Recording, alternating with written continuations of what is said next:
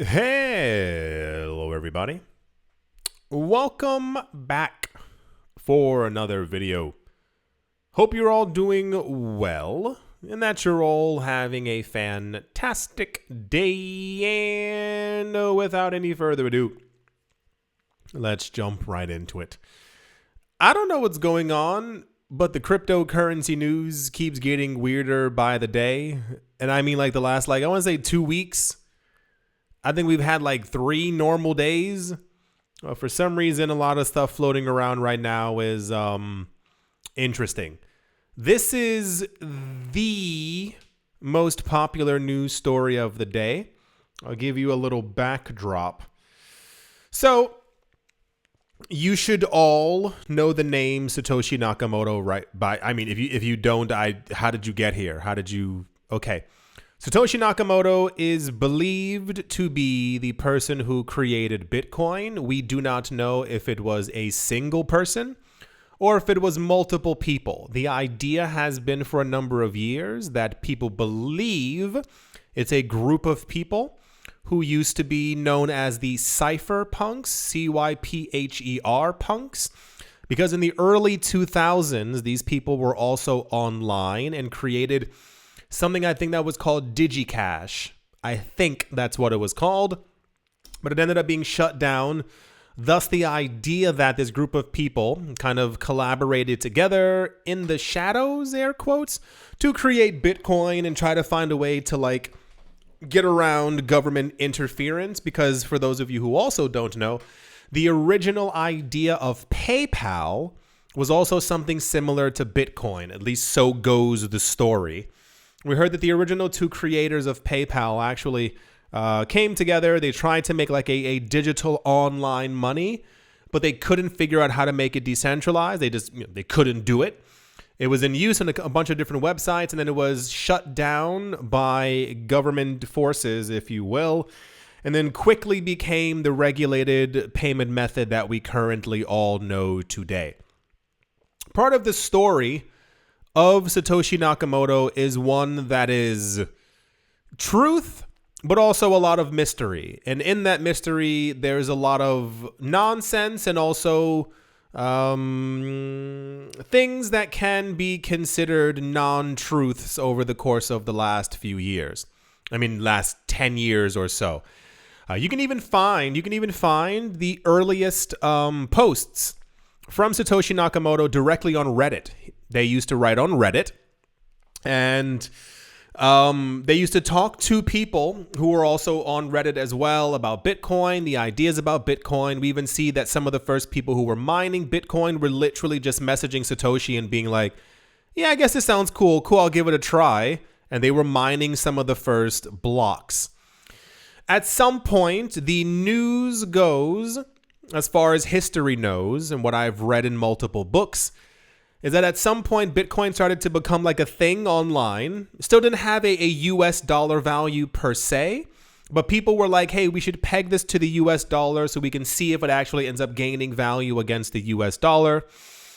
And then eventually Satoshi was like, this is getting kind of weird because I had a vision for what Bitcoin was or is supposed to be.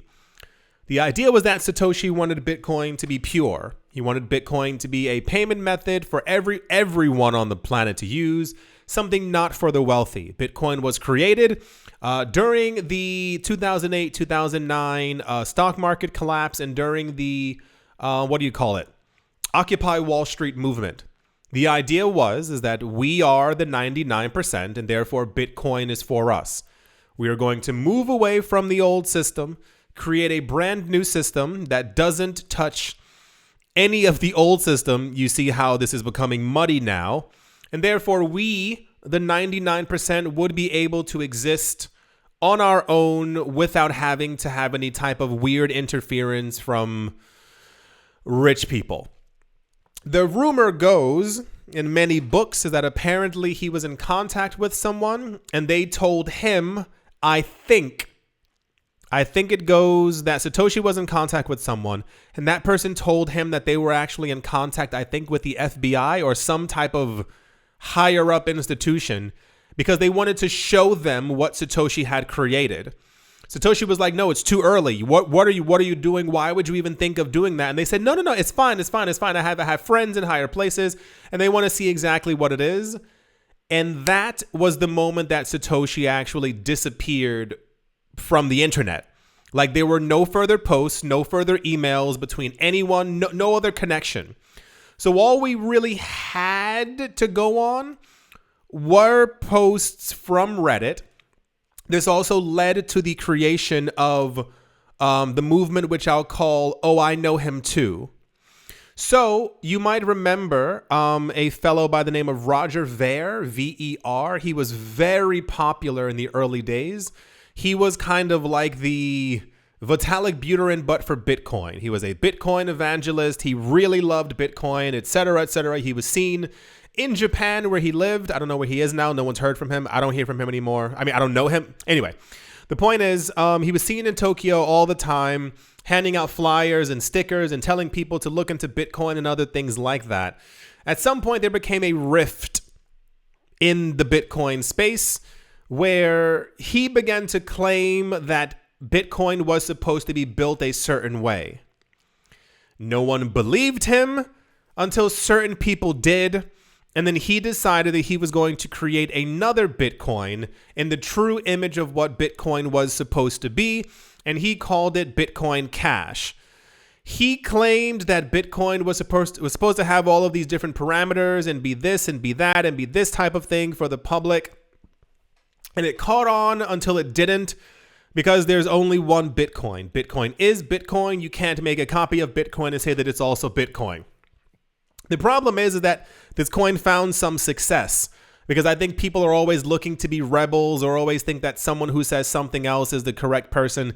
A lot of people began to follow Bitcoin Cash until it slowly, lightly has been fading into disuse over the course of the last 7 years. A year after Bitcoin Cash, what's his guy's name? Craig Wright came forward and claimed that he was Satoshi Nakamoto and that he had proof of it. The issue being is that according to court documents and the news that we've been going over for the last multiple years, allegedly he was never able to produce such articles or information or things that claimed that said that he was actually Satoshi.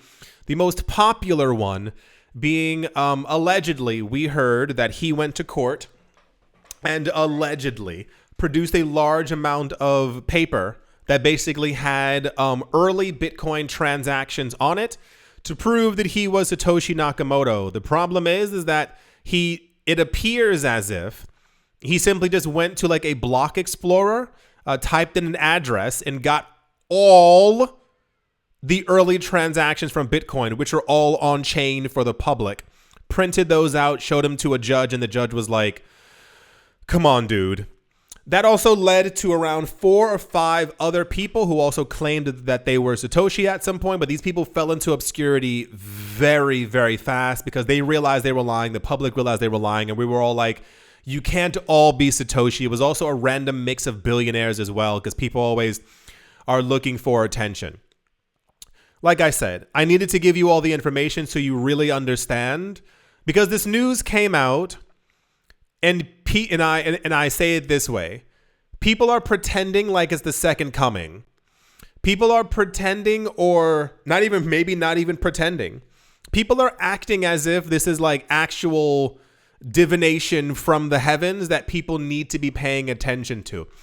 Someone came forward and has claimed that now is the time.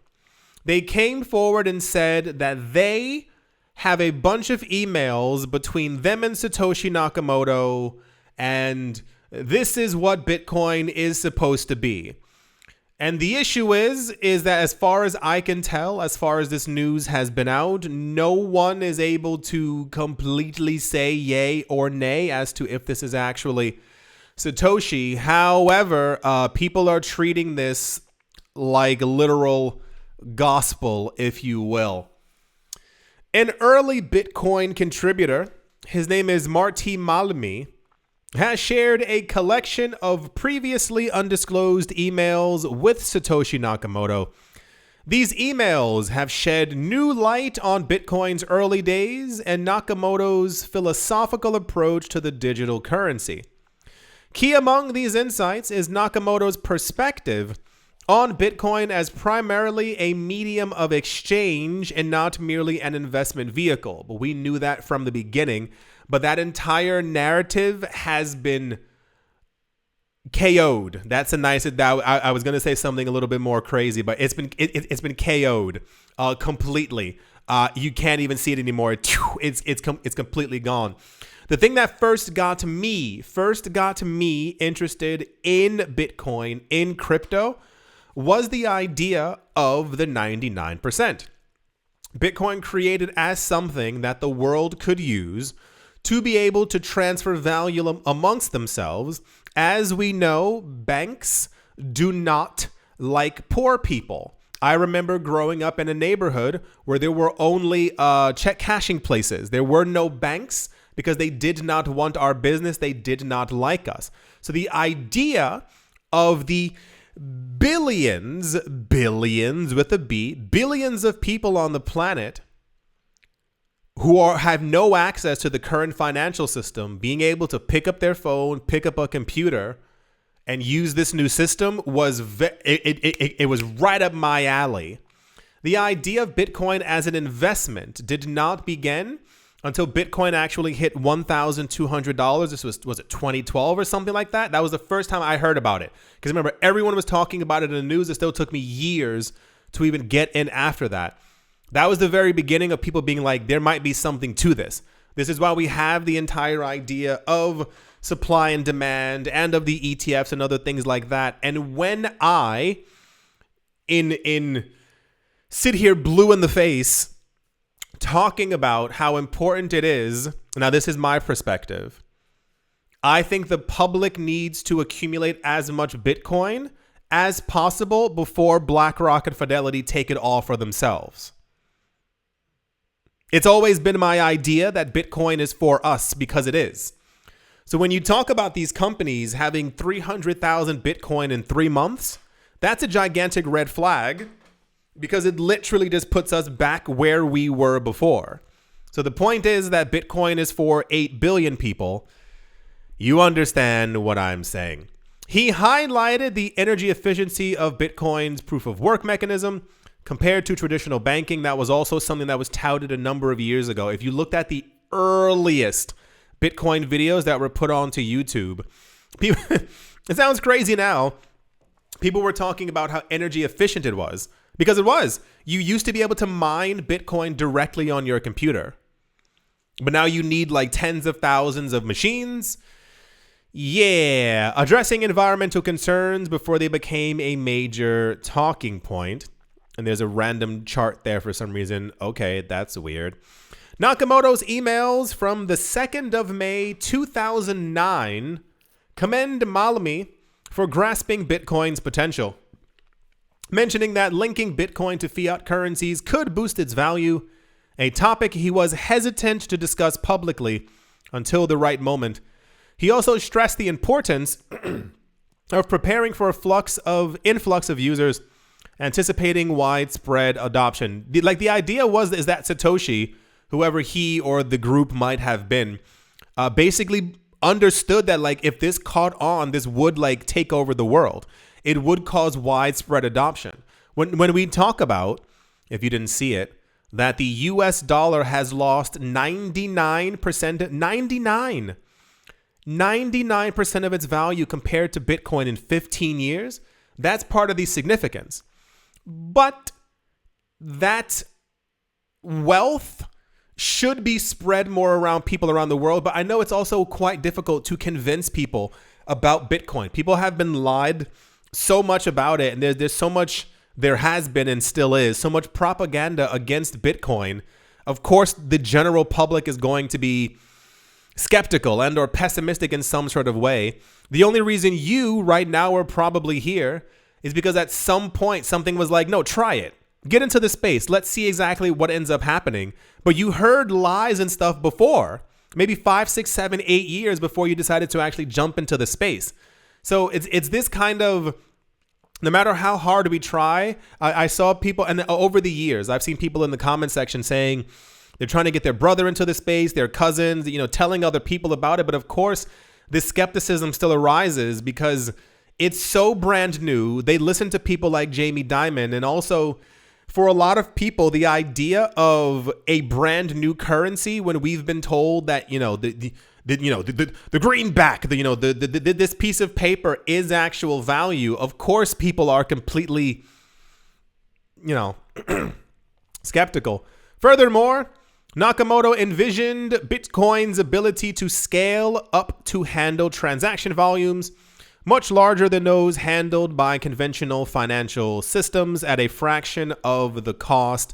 This is where the rift begins, because the idea now is that Bitcoin has become far too valuable to scale up on chain. And if you can do it with the Lightning Network and with Liquid, then do it this way to make sure that the main chain is actually safe on its own. Especially, once again, also as far as the scaling up, the number is and has always been 60,000. 60,000 is the number that Visa and MasterCard are currently doing per second as centralized systems. And therefore, this is why we still see this like huge rush. Like, you don't hear the number as much anymore. It's kind of thrown all over the place. But you'll hear when people talk about scaling, it has to do with that original number. The original idea is that in 2015, 2016, as Ethereum was launching, that by 2017, Ethereum would be able to do 60,000 transactions per second. So when you've heard my skepticism or my little snarky comments over the last couple of years about Ethereum, it's because in the early days, every blockchain system claimed that by 2020, they would all have 1 million transactions per second. That was also the idea for the Lightning Network, is that by now, we would have 1 million transactions per second for Bitcoin with a 1 cent fee, 1 Satoshi fee. You get the general idea.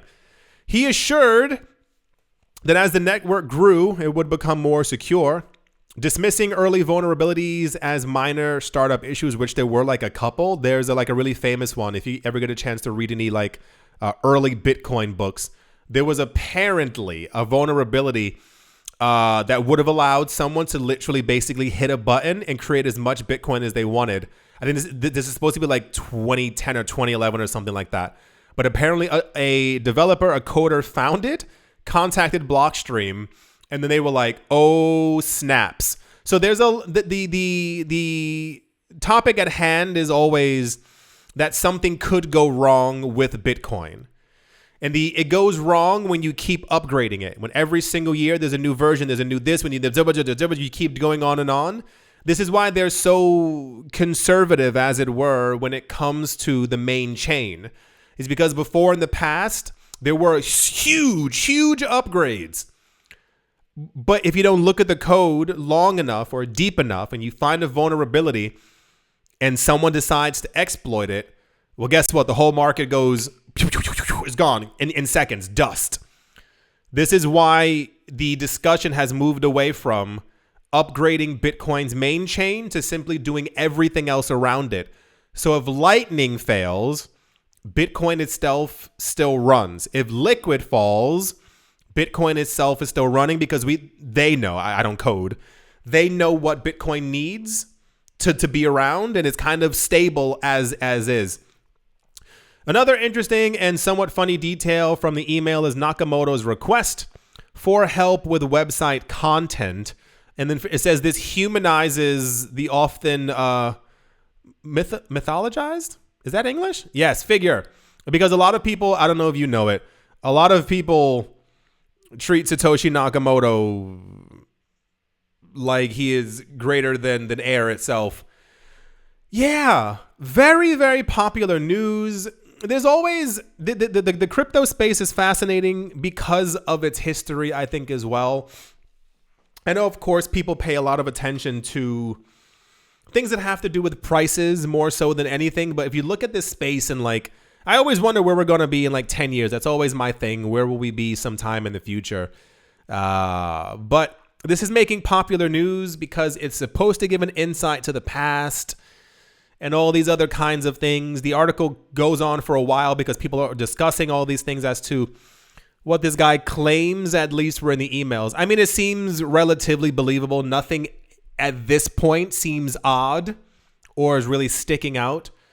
He's also not claiming to be Satoshi, so that's also quite nice because people have claimed to have known this person in person, and then when he disappeared from Reddit, they were then still claiming that they knew his wishes and desires and like were receiving text messages from him, and it's like, okay, all right. Anyway, yeah, that's apparently after all these years, new emails have surfaced about Satoshi Nakamoto.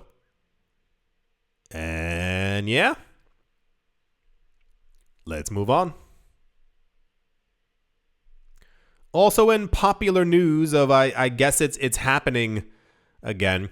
According to a recent report by the research firm Kaiko, K-A-I-K-O, transactions involving the Korean won on centralized crypto exchanges reached around, that's half a trillion. $456 billion in the first quarter of this year. This figure slightly edged out the $445 billion traded in dollars during the same period. You might remember, you might not remember. Years ago, as I've said countless other times, South Korea and Japan dominated the cryptocurrency market. This was back in 2017. Simply because, from what we've heard, is that they understood crypto a lot easier than people in the West. The idea was, from the news that we got, is that they've kind of always existed in a more digital space, not that they're more technologically advanced. It's more of a, while the US was dealing with checks and other things like that and pieces of paper and like IOUs and layaway and stuff like that, the news that I got before was that from the 80s to like the early 2010s, a lot of Asia did not deal in those systems. This is why, like, for those of you who don't know, most of the world does not even deal in checks anymore. It's mainly just within the US. And therefore, having only existed with digital systems and digital payments, if you've ever seen, there are a lot of people in Asia without residences who are outside. They actually sometimes will have like a sheet of paper or a sign with a QR code on it. So they don't want you to like give them change as you're walking by. They literally want you to scan it and like send them money through the QR code.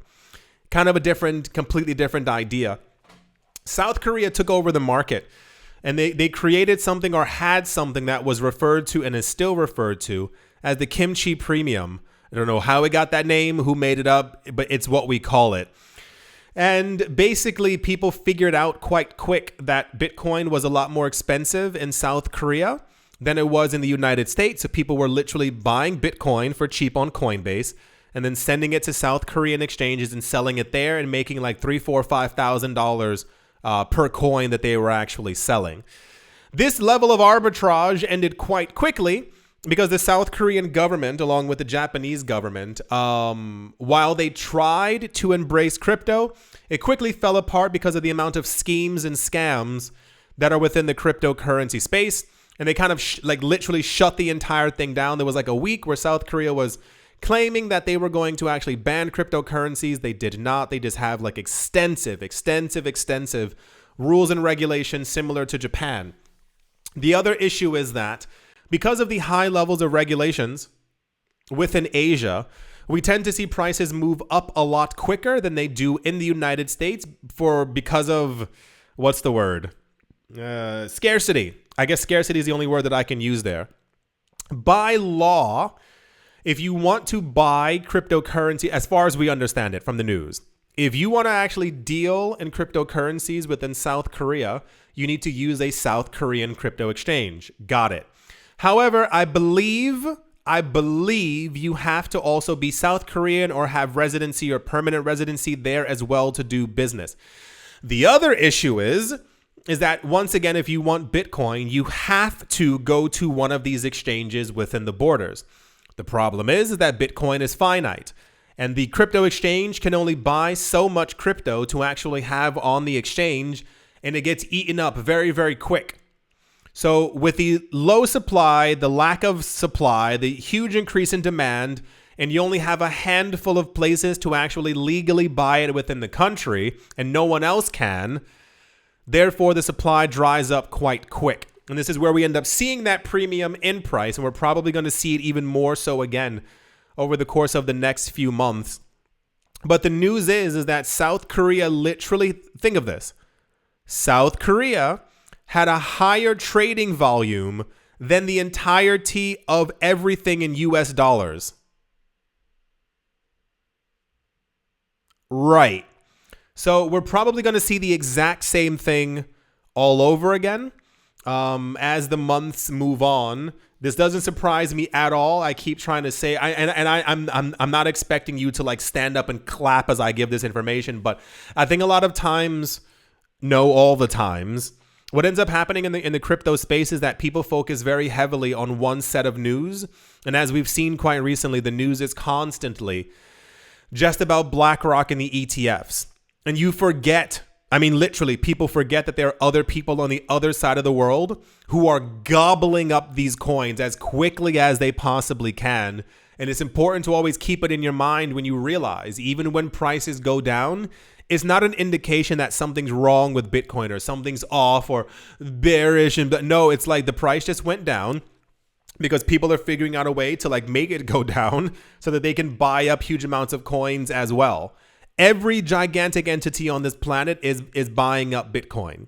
And I think that's something that we collectively need to always keep in our minds, because whenever we do get news like this, it always pops up as like a what? Like really like surprising kind of thing. And it's like, no, you remember, we've been hearing about all the, and I mean specifically in this instance, Latin American countries who are like buying up huge amounts of Bitcoin. Their currencies are collapsing.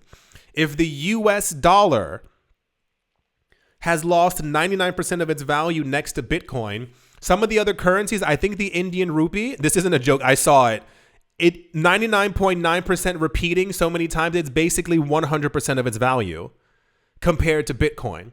This is why we see such a huge amount of energy about crypto exchanges trying to get into India, because people really want Bitcoin. It's the same in Latin America. It's the same in parts of Africa. It's the same in parts of Southeast Asia. It's the same in also parts of Europe. The problem is the news always just focuses on what the US is doing. South Korea completely outdid dollar trading in 3 months.